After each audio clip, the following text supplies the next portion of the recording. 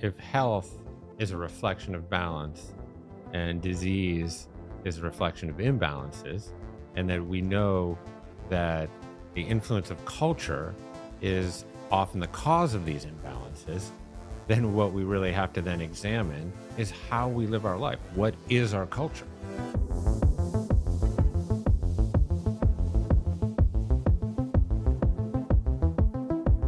All right, Jeff, you've agreed to reveal to me the root of all chronic disease in this episode. You have 30 minutes at most. I'll tell you, but then I have to kill you. Slowly at least. How about you kill me over like 85 years? 85 years of such that your health span meets your lifespan. Sure, it's a good deal. Okay. So, a lot of excavating this topic has to do with my own experience of getting to the root of why, I was ill. And, what I've put my thumb on is that disease is largely a result of the failure to maintain balance in the human organism. So we, because of a number of factors largely related to culture, we begin to develop imbalances in the human body. For me, I fall over, I hit my head, lights out.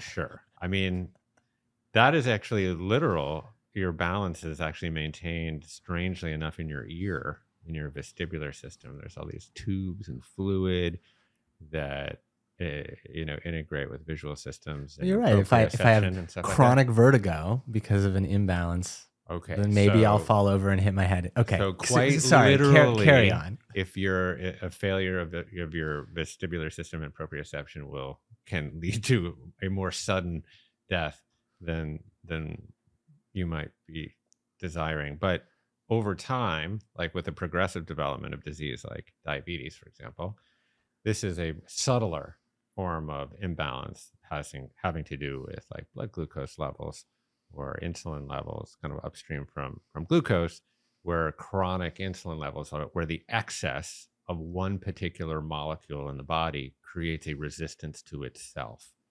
And that is actually an interesting, just general concept to apply to this conversation, because the excess of something will always create a resistance to itself.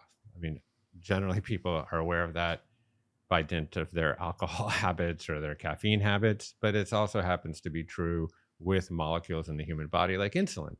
So if you chronically activating your insulin because you're consuming too much, ultra processed food or refined grains and refined sugars, too much glucose, you're going to be triggering insulin from your pancreas in excess, such that you become imbalanced. And that is, of course, the source of diabetes. And diabetes is upstream from all these other diseases. So that's just one example of so many in the human body. In fact, if you begin to untangle your own human physiology, what you will find is these counter-regulatory molecules everywhere that I sometimes categorize as yin molecules and yang molecules. But, they're everywhere. That's obviously insulin has its counterpart that really needs a PR agent called glucagon because nobody knows about it. Yeah. So so insulin does what? Glucagon does what? Yeah. So insulin, for example, is a particular kind of peptide hormone. So it's made from these like little amino acid sequences in your pancreas. And its primary job, though it has others, it kind of part-time minimum wage jobs on the side, but the primary job is to usher glucose from your bloodstream to your cells so you can make energy. And if you don't make energy, you're dead. So insulin is high on the totem pole in the hormone hierarchy. So insulin is also an anabolic hormone. So it's a growth-oriented hormone. It stimulates growth in the human body. You generally want it for like muscle protein synthesis or other growth processes. But what happens in many cases, too many cases in modern life, where now we have 10% or 12% of the people with diabetes in the United States, another 40 some odd percent with pre-diabetes. So what happens too much of the time is that we're in hyperinsulin states called hyperinsulinemia, where we're constantly in a state of growth at the expense of restoration and repair.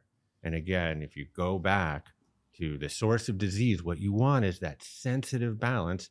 Homeostasis is what it's called in the human body, that equilibrium between growth and repair. But of course, we live in a society that sanctifies growth with every possible metric, and we've applied that to the human body. So going back to my initial question, the root of all chronic disease, essentially, when the body is out of balance in one of the myriad axes that it operates on. So in this case, insulin, blood sugar. We have too much sugar in the blood, too much glucose in the blood for too long. You then develop insulin, then you need a lot of insulin. Your body over time develops insulin resistance, and then you have diabetes. Yeah. And let me just, because we can talk about other imbalances and the causes of those imbalances. But let me just say this about insulin and blood sugar, for example, which I think is just fascinating, is that the body, through millions of years of evolution, the body is engineered to control blood glucose, is to find the warm porridge, if you will, the Goldilocks zone of blood glucose balance. And the liver, which is the primary organ that does that, titrates just perfectly, in the best of circumstances. What is titrates? Sort of just releases the right amount of glucose into the bloodstream to maintain this like 90 milligrams per deciliter, 100 milligrams per deciliter. When you're fasting, levels maybe 80. So like right in there, the liver is actually engineered and designed to do that. And if you create the right environmental conditions for that, eating the right kind of diet, exercising, getting the right kind of sleep, it will naturally do that. It's programmed for homeostasis. But then what happens? Culture hijacks our biology. It introduces like a surfeit of shelf-stable, nutrient-deficient, high glucose content foods, and then usurps our own body's natural intelligence. And that's happening across so many facets of our health. Well, what's so interesting there is that it's counterintuitive. You think, okay, we want steady blood sugar. Well, then what if we just we can eat steadily all the time? I can just be like snacking on a chip all the time. So versus it's pretty extreme what happens in a normal day, or particularly a normal day for our Paleolithic ancestors, where it's like you go to sleep and you don't eat for 8, 10 hours. Then you wake up and you got to go find your food or prepare your food. It's a long time. And yet the body is maintaining blood glucose very, very steady, relatively very steady in the blood. Yeah. And then you eat. Yeah. And it goes up, but then it comes back down. Yeah. And it's even more refined than that, because there are times of the year, for example, when we are designed to be naturally more insulin resistant, such that we store fat. And this is a different kind of balance in the human body, more around energy balance. So like in the summer, if at high latitudes, when it's light all the time, you're going to sleep less. When you sleep less, your body is naturally going to become more insulin resistant. And when that happens, you're going to store more fat, because your cells aren't taking the glucose in for energy production. It's saying, oh, we'll take a little in, but the rest of it is going to go into your fat cells as stored energy. And this is like the amazing thing about fat. It's like we vilify it, in this culture, and certainly it's not particularly like useful on Instagram, but incredibly useful in the human body, because what fat is just warehoused energy. Your fat cells are a repository of energy for a rainy day. Yes, it's raining It's right raining. here in Los Angeles. Yeah. Not particularly this rainy day, but so being fat is actually adaptive. Like nature wants you, programmed you to be fat, but just not all the time and just not in great excess.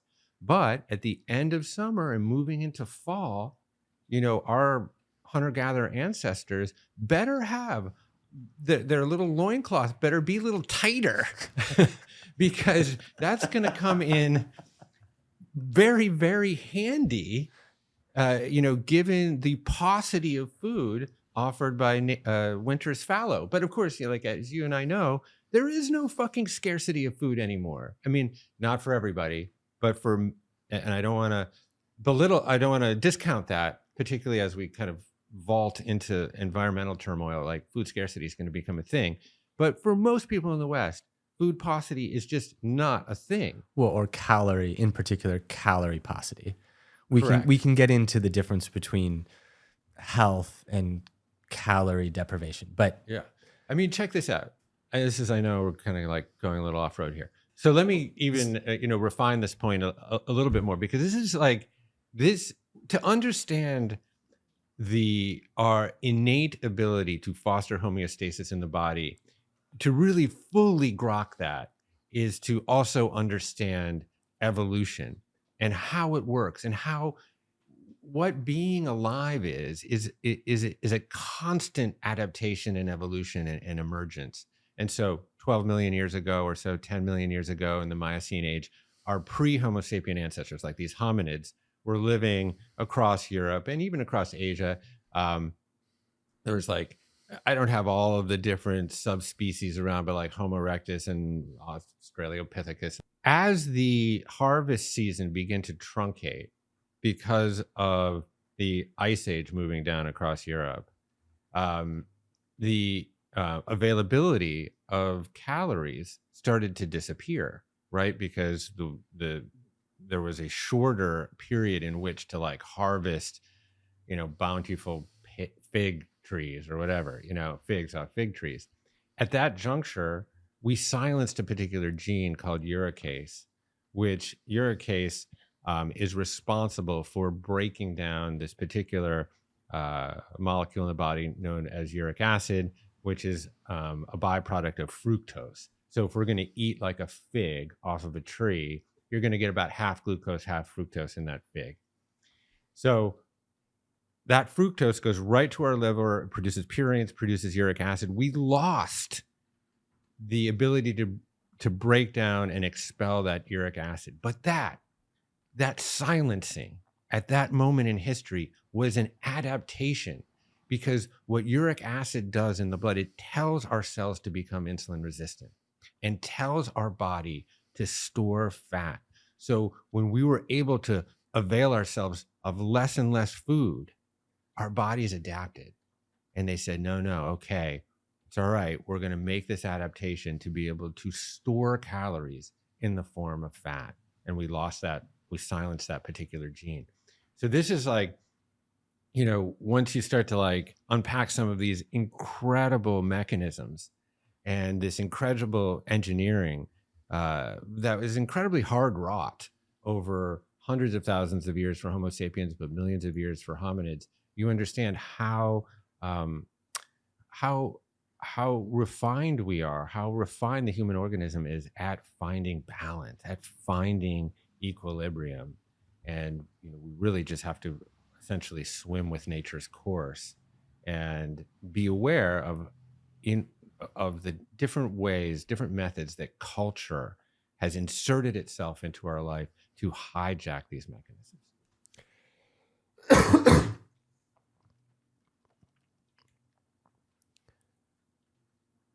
Yeah, so interesting. You've talked about homeostasis across a variety of different timescales. We started with blood glucose, which is almost minute to minute. The liver is managing that. We talked about seasonal energy storage.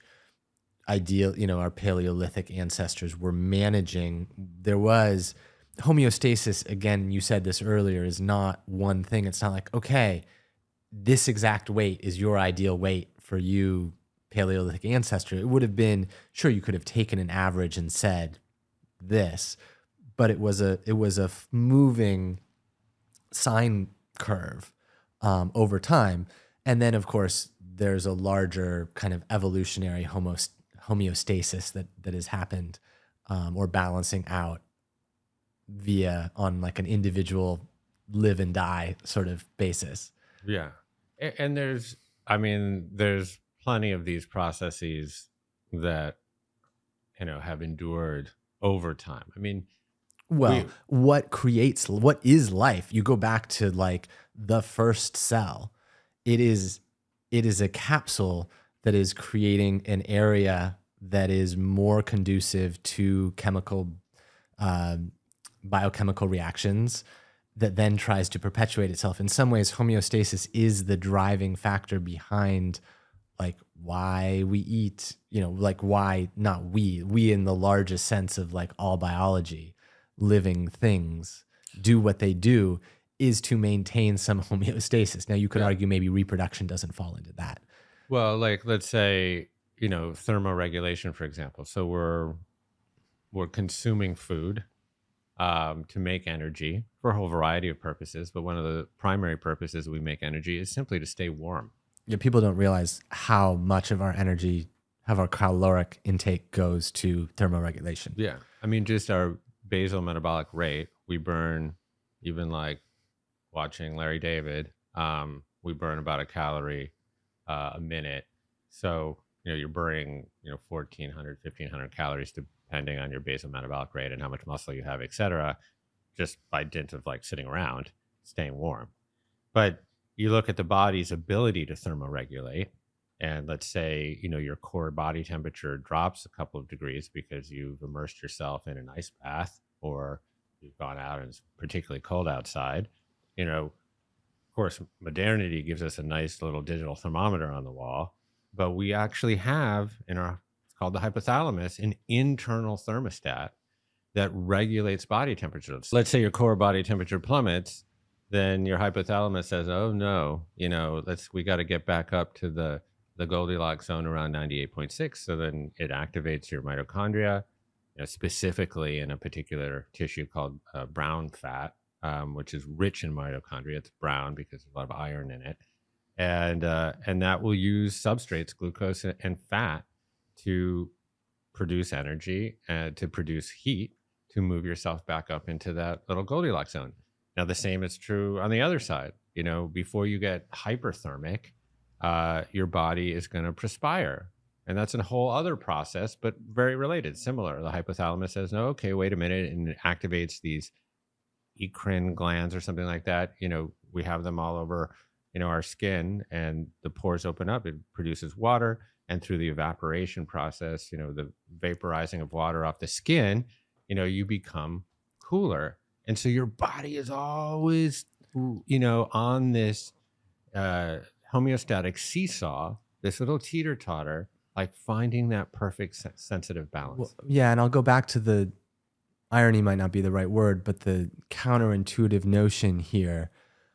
We talked about blood sugar and actually how letting your body go through natural variations of like fasting, not consuming calories, means that your internal mechanisms for balancing blood sugar need to be basically honed, fit. Mm-hmm. It would seem counterintuitive. Again, it's like, okay, well, my body wants to be a nice warm temperature. Why don't I just sit in a nice warm room all day?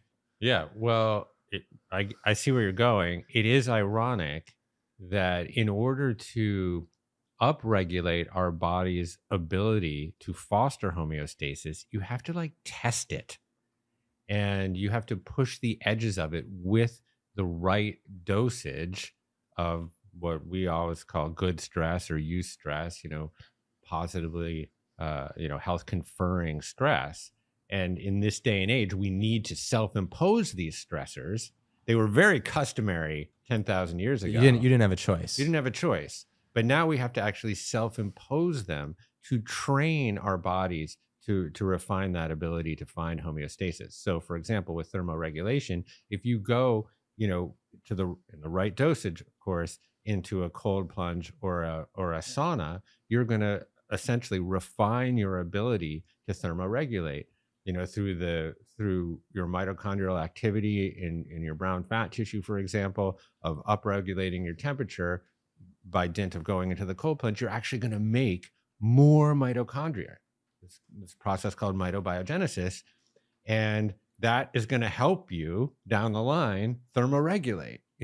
So for example, if we go back to food, or go back to like balancing blood sugar levels and managing energy storage, like fasting, right? So we self-impose periods of fasting as a way to become more metabolically flexible in our body, and to refine the body's ability to find homeostatic levels as it pertains to hormones and to blood glucose. Yeah, so let's move to hormones, and going in kind of the opposite direction. What happens when, I like the phrase you used before, so our culture has yanged us, too much yang energy versus yin energy. Yang is the growth, typically like the bright, sunny, power, growth. Yeah. Versus yin, cool, restorative. Right. Dark, supple. Yeah. Yeah. So for stress, for example, the stress cortisol hormonal system has a very interesting homeostasis, and our culture obviously is one on kind of chronic underlying stress, and maybe you can also touch on PTSD in there and some of the counterintuitive results of too much stress. Yeah.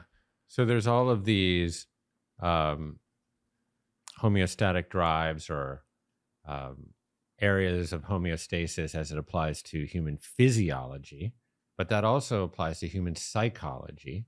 And obviously when we're emotionally or psychologically balanced, we often call that equipoise or being centered, etc. So this is, again, that middle place, where we seek to be.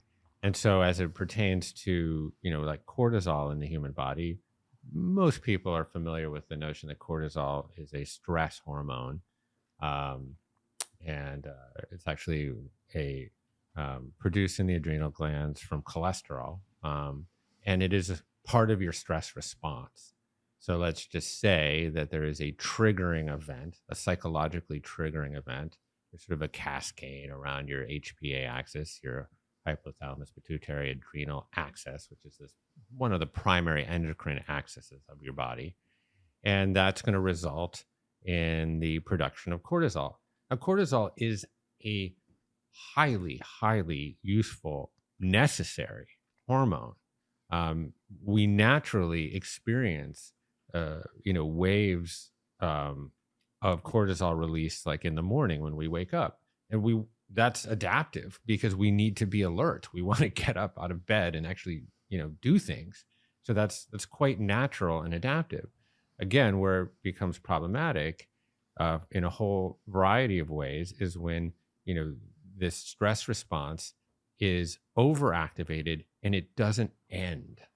So, again, like our body's ability to regulate in the alpenglow, in the aftermath of a stressful event, that represents the body's capacity to go back, to bounce back into homeostasis. But we lose homeostasis is not the line itself. It's actually your ability to return back to it. I mean, the simple thing is you run up a hill, your heart rate goes up really high. It's going to come back down.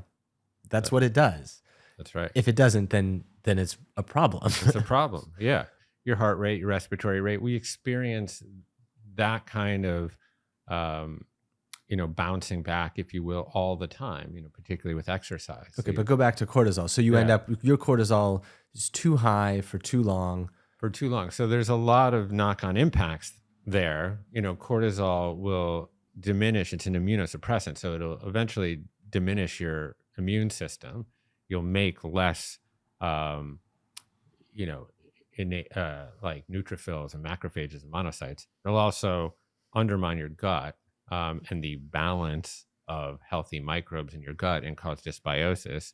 It'll also raise blood sugar levels and knock that out of balance. So as you can see, cortisol is like a lever for so many different balance. Well, and then your balancing body acts. says all this is bad. I need to become less sensitive to cortisol. That's right. So what happens over time is after, you know, an excessive production of cortisol, the same thing that happens with after an excessive production of insulin, your body in a molecule in excess will create a resistance to itself.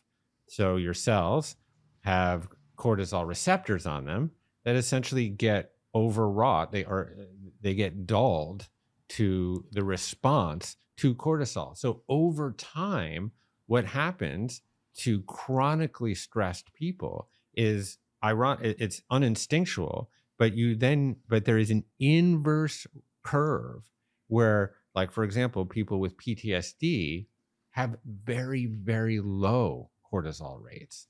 And this was studied by like Rachel Yehuda in, you know, response to the 9/11 attack at the World Trade Center, and also among the Holocaust survivor community in Cleveland, Ohio, where, you know, she was going in and, you know, there was all this PTSD in these communities, and then they were doing hormone testing, and these cortisol levels were coming back way low, and everyone was scratching their heads.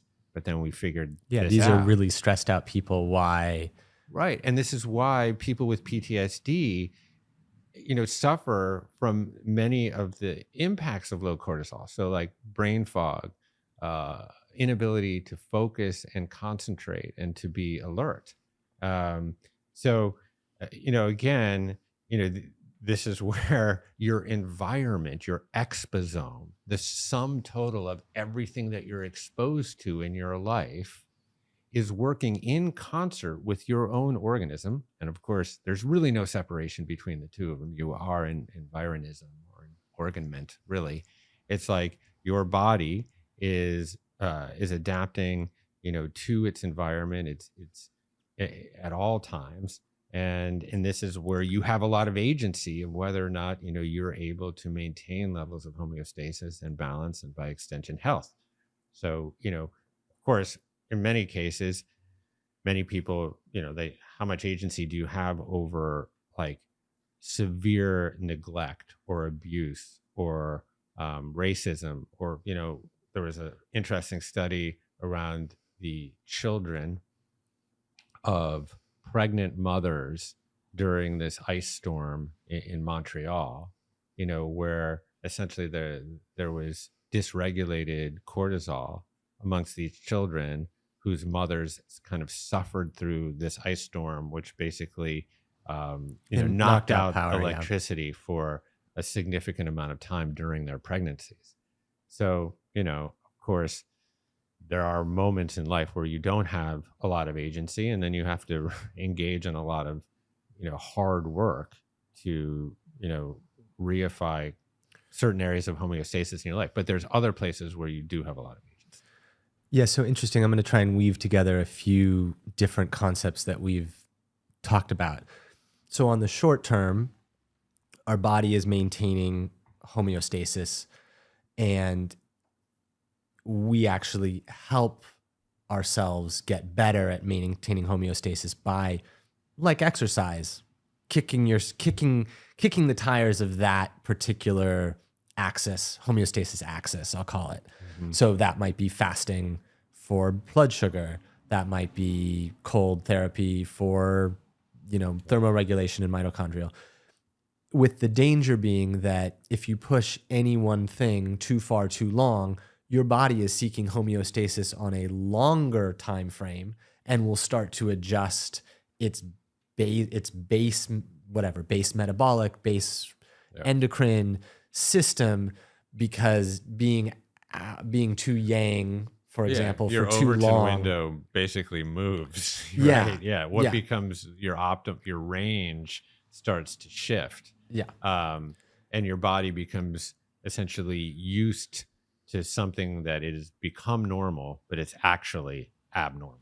Yeah. So then the two things that I want to look at from there are, well, so to tie back some things we've talked about. So culture is doing certain things that are pushing us, that is yanging us way out to one direction. So we need to become aware, mindful of that, and see, okay, what are the systems then that I need to pull myself back into balance so that my body can naturally do regulate in the way it's supposed to?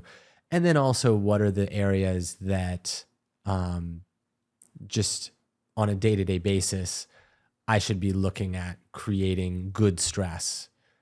And they're related, obviously, because culture is affecting what's happening to me on a day-to-day basis. But maybe you want to talk a little bit about some of the cultural mismatches that we're dealing with, and then what are some of the protocols that we can explore? So just going back very briefly to the premise, if health is a reflection of balance and disease is a reflection of imbalances, and that we know that the influence of culture is often the cause of these imbalances, then what we really have to then examine is how we live our life. What is our culture? And our hunter-gatherer ancestors didn't have the panoply of chronic diseases that we have now, but our genome is essentially the same.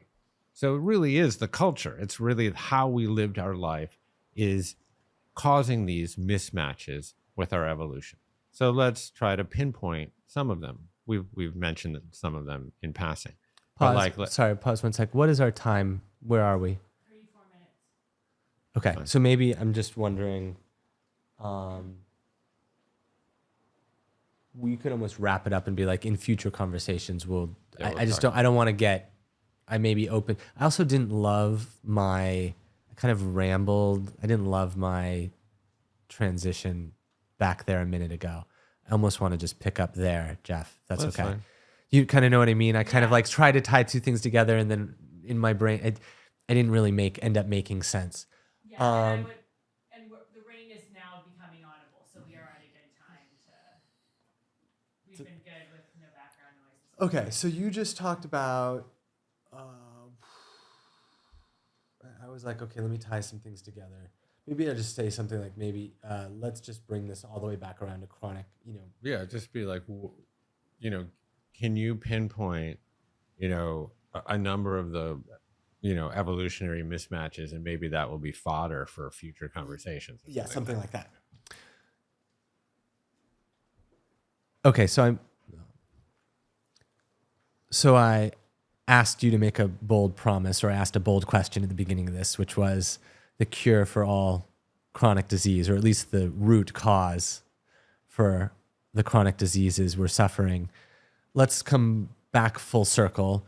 What are some of the cultural mismatches that are creating, you could say, homeostatic problems in modern day humans? What are the really big ones? And then maybe we can explore those in future conversations a bit deeper. Yeah, absolutely. So let's go back to that basic premise really quickly. Health and well-being is a reflection of homeostasis and balance. Disease is a reflection of imbalances. The primary cause of these imbalances is culture, essentially the way we live our life. So then what that calls us to do is to more rigorously examine how we're living our life and realign it with our biology. Because if you look at the nature of chronic disease, whether it's diabetes, dementia, heart disease, even cancer, our hunter-gatherer ancestors did not really have these diseases. So what we need to figure out how to do is live more like them, but within a modern context. So let me just pinpoint a few of the evolutionary mismatches. So one that we skated over briefly was the 24/7 feeding window that culture has heaved upon us. So we don't really experience food Well, scarcity. 24/7, 365 days a year also. Correct. So not only are we eating all day, in fact, on a recent trip to Denny's, I now have discovered there are 4 meals per day, but you can, on a whim, in the palm of your hand, essentially order up via Amazon delivery like a pineapple in the middle of winter, essentially. So,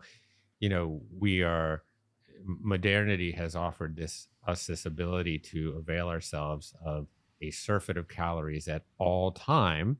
And what that does is that it activates growth pathways at the expense of repair. So now what do we need to do? We need to self-impose protocols that induce repair. And one of those is fasting, for example. Now, fasting, we can talk about in a separate episode because there's all sorts of spiritual and psychological dimensions to fasting. But really what fasting does is helps the body repair. It restores glucose sensitivity, or I should say insulin sensitivity. But there's this process called autophagy, which some people are familiar with. But that is essentially a repair process associated with a particular repair pathway in the human body called AMPK. And that breaks down dysfunctional cells, particularly dysfunctional proteins, into their amino acid building blocks. And that's really important for longevity and for health. Well, So there's that's your one. Yeah. connection. I think sometimes one of the hard chronic diseases there for people to get their head around is cancer. And they're like, no, I get it. Diabetes, that's okay. I can, that's in the chronic disease category. And even in my mind, recently, more and more seeing cancer put in that chronic disease category has been very interesting and a little bit dissonant for me until I start to dig into some of the pathways that, growth. If you're stuck in all these growth pathways, you are making it more likely. And there's a lot of other mechanisms involved, but that is one aspect it's of it. Again, we've been yanged. So we sanctify anabolism, like the creation of, like we associate like anabolic processes with like hypertrophy, like muscle growth, so anabolism is a growth process. And there's another side to anabolism called catabolism, which is the breakdown process. And of course, if you do want your biceps and your quadriceps and your triceps to grow, but you don't, as you say, want cancer cells to grow. And so there needs to be, again, you need to foster this sensitive balance in the body between growth and repair. And so I think that's a really, prescient one.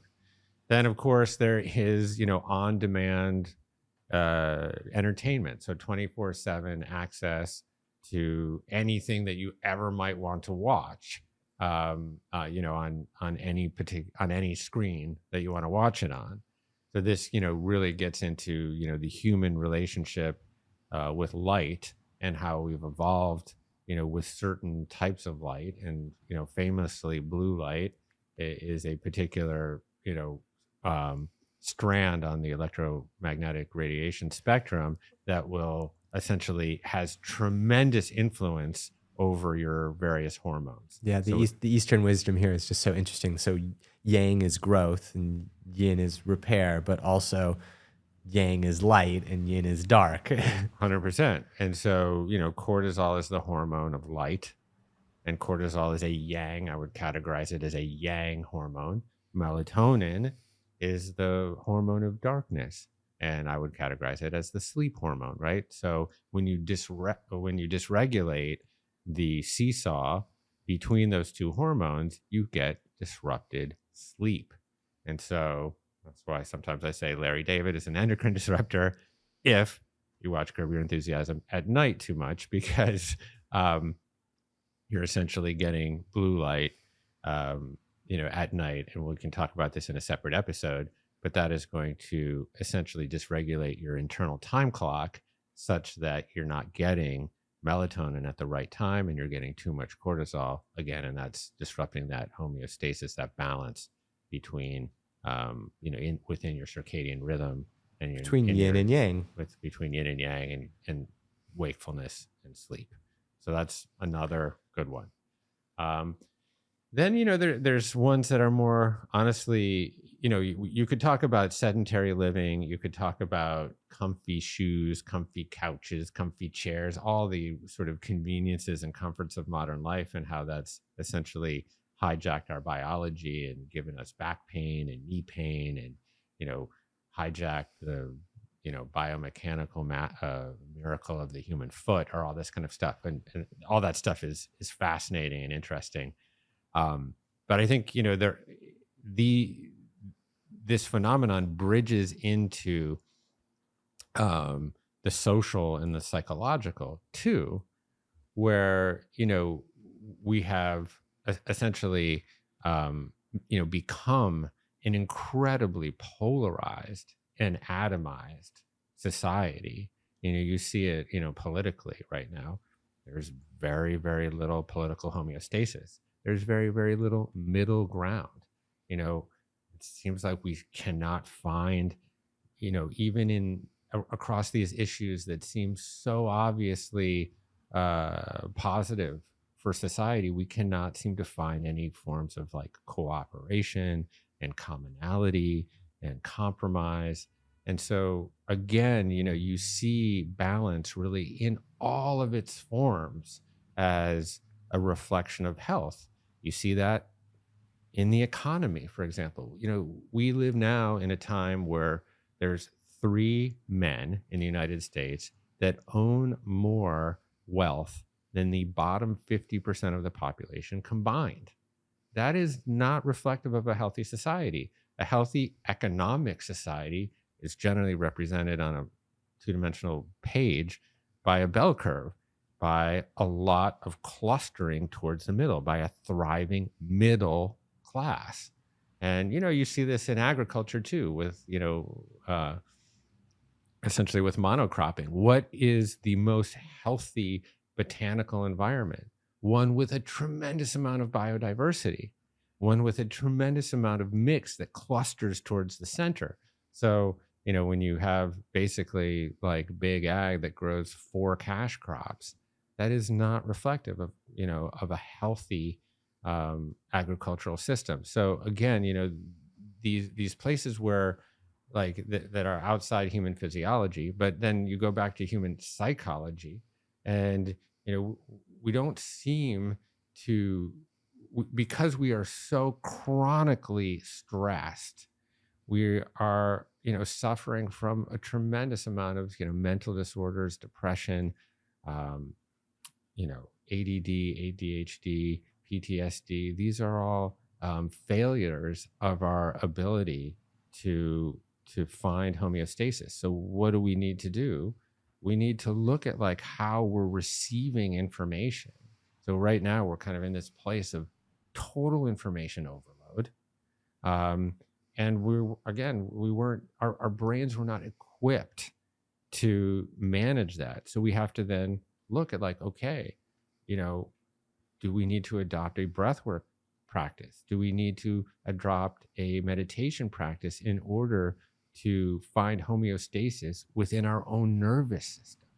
So, there are different parts of the nervous system. There's the yang nervous system, part of the autonomic nervous system, which is like the sympathetic response, which is fight or flight, or even, in some cases, fight or flight, or, fawn or freeze. But that is essentially the stimulated nervous system. And then there's the parasympathetic sort of rest and digest, stay and play.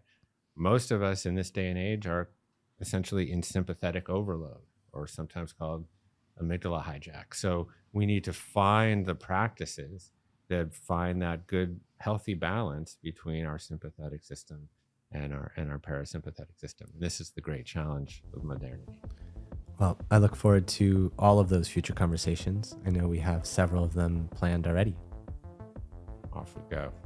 Hey, thanks a lot for watching. If you enjoyed this video,